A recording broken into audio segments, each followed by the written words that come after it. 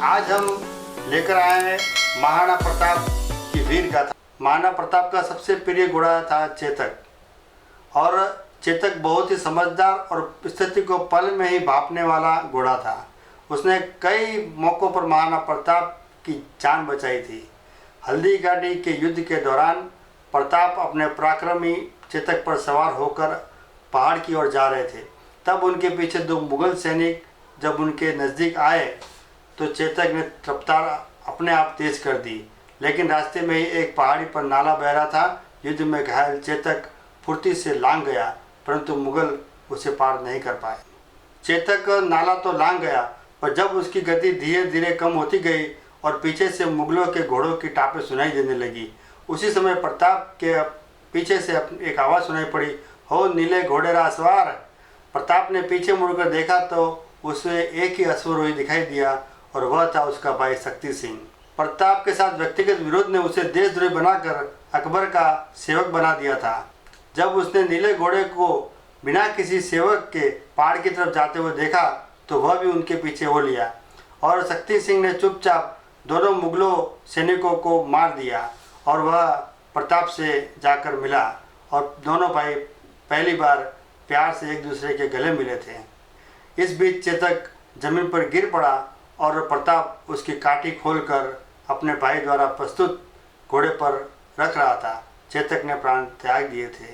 बाद में उस स्थान पर चबूतरा खड़ा किया गया, जो आज तक उसी स्थान को अपना ऐतिहासिक जानकारी दे रहा है।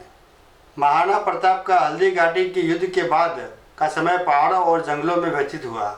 अपनी गुरिल्ला युद्ध नीति द्वारा उन्होंने अकबर को कई बार मात दी। महाराणा प्रताप चित्तौड़ छोड़कर जंगलों में रहने लगे और महारानी सुकुमार, राजकुमारी और कुमार घास की रोटियां खाकर जंगल के पोखरों में जल पर ही किसी प्रकार की जीव व्यतीत करने को बाध्य हुए। महाराणा प्रताप हल्दी घाटी के युद्ध के बाद का समय जंगलों में ही गुजारा। उन्होंने वही समय व्यतीत किया। अपनी गुरिल्ला युद्ध नीति द्वारा उन्होंने अकबर को कई बार मात दी। महाराणा प्रताप चित्तौड़ छोड़कर जंगलों में रहने लगे। महारानी सुकुमार, राजकुमारी और कुमार घास की रोटियों और जंगलों में पोखरों की जल पर ही किसी प्रकार जीवन व्यतीत करने लगे, और उसके बाद अरावली की गुफाएं ही अब उनका आवास बन गई थी और शिला ही उनकी सेवा थी। महाराणा प्रताप को अब अपने परिवार और छोटे छोटे बच्चों की चिंता सताने लगी थी।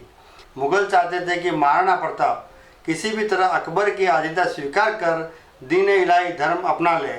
इसके लिए उन्होंने महाराणा प्रताप तक कई प्रलोभन संदेश भेजे, लेकिन कोई काम नहीं लगा। अपने निश्चय पर वे अड़िग रहे।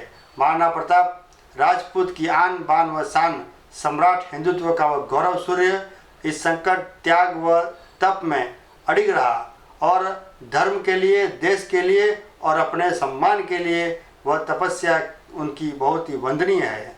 कई छोटे राजाओं ने महाराणा प्रताप से अपने राज्य में रहने की गुजारिश की, लेकिन मेवाड़ की भूमि को मुगल आधिपत्य से बचाने के लिए उन्होंने महाराणा प्रताप ने प्रतिज्ञा की थी कि जब तक वह मेवाड़ आज़ाद नहीं होगा वे महलों को छोड़कर जंगलों में ही निवास करेंगे, स्वादिष्ट भोजन को त्याग कर कंद मूल और फलों से ही पेट भरेंगे। जंगल में रहकर ही महाराणा प्रताप ने भीलों की शक्ति को पहचान कर छापामार युद्ध पद्धति से अनेक बार मुगल साम्राज्य की सेनाओं को कठिनाइयों का सामना करने के लिए मजबूर कर दिया था।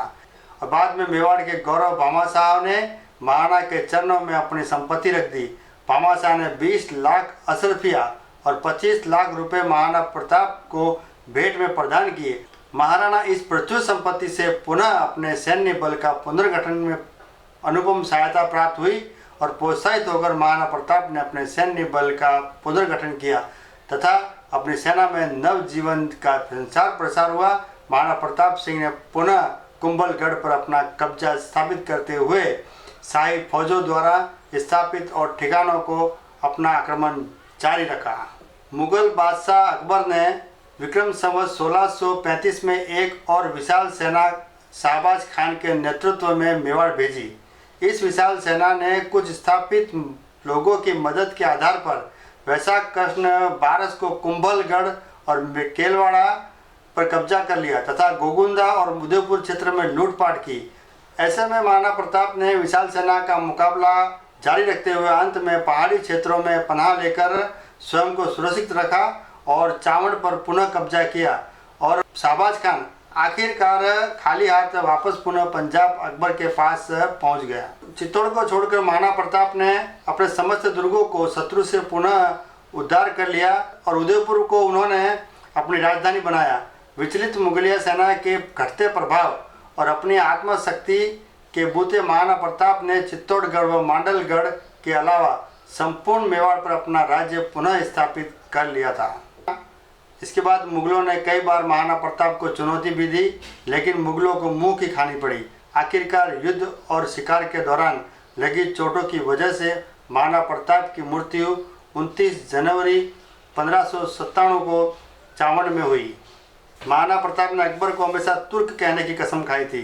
भारतीय कम्युनिस्टों और अंग्रेजों ने अकबर को भी सिकंदर की तरह एक महान सम्राट बनाने की पूरी कोशिश की, लेकिन सत्ता और धर्म के नशे में चूर अकबर की सच्चाई को उन्होंने नहीं बताया। आज नहीं तो कल सभी को ये स्वीकार करना ही होगा कि महान तो महाराणा प्रताप थे, जिन्होंने एक तुर्क ने भारतीय राजाओं के साथ मिलकर इस तरह से झुकाने या मौत के घाट उतरने का भरपूर प्रयास किया, लेकिन महाराणा प्रताप ने अपने आत्मसम्मान के लिए कभी झुके नहीं और कभी भी अकबर की अधीनता स्वीकार नहीं की। महाराणा प्रताप ने भगवान एकलिंग जी की कसम खाकर प्रतिज्ञा ली थी कि जिंदगी भर उनके मुख से अकबर के लिए कभी भी सम्मानजनक शब्द नहीं आएगा। वे हमेशा अकबर को एक तुर्क कहकर ही पुकारेंगे और वे कभी अकबर को बादशाह नहीं मानते थे। मेवाड़ के वीर यशस्वी महाराणा प्रताप ने कभी मुगलों के इस छद्म चेहरे की अधीनता स्वीकार नहीं की। अकबर ने उन्हें समझाने के लिए चार बार शांति दूतों को भेजा, लेकिन महाराणा प्रताप ने अकबर के इस प्रस्ताव को हमेशा नामंजूर कर दिया था। महाराणा प्रताप ने अपने जीवन में कुल 11 शादियाँ की है। कहीं 14 शादी बताते हैं और कहीं 16 भी बताते हैं, लेकिन कहा जाता है कि उन्होंने ये सभी शादियाँ राजनीतिक कारणों से की थी। महाराणा प्रताप के 17 बेटे और 5 बेटियाँ थीं। महारानी अजबा दे से पैदा हुए अमर सिंह उनके उत्तराधिकारी बने थे।